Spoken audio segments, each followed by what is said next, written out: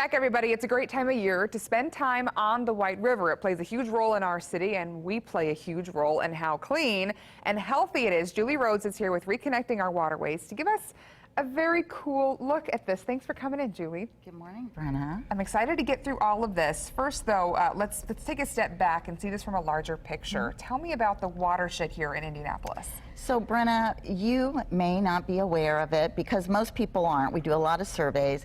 Most people do not realize that they live in a watershed, but everyone who lives on land lives in a watershed, and most of us, most of your viewing audience lives in the White River watershed. It's about 2,000 square miles of land from 11 Indiana counties that all come together, and that when it rains, the water that lands on all of those areas comes into the White River. Now, it's important to know that not only does it come into the White River, but it also ultimately dumps into the Gulf of Mexico.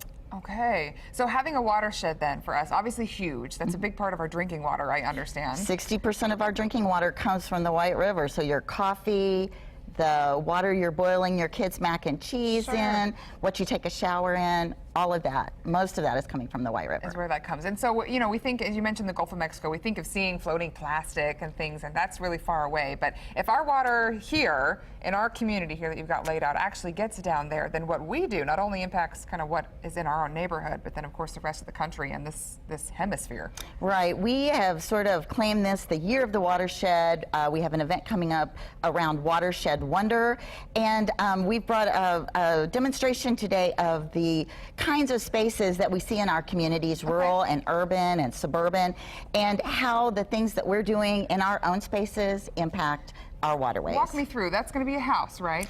So this is a construction site.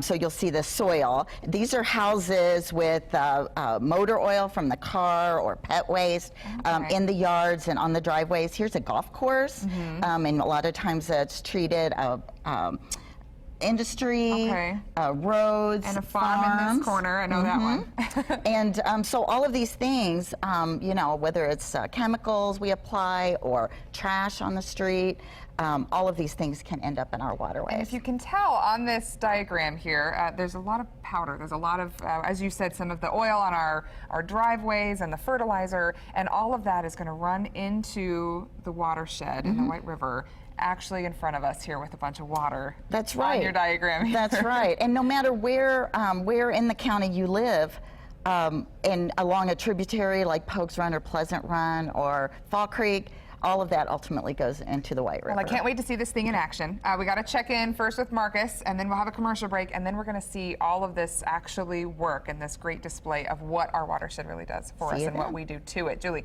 thank you. Marcus.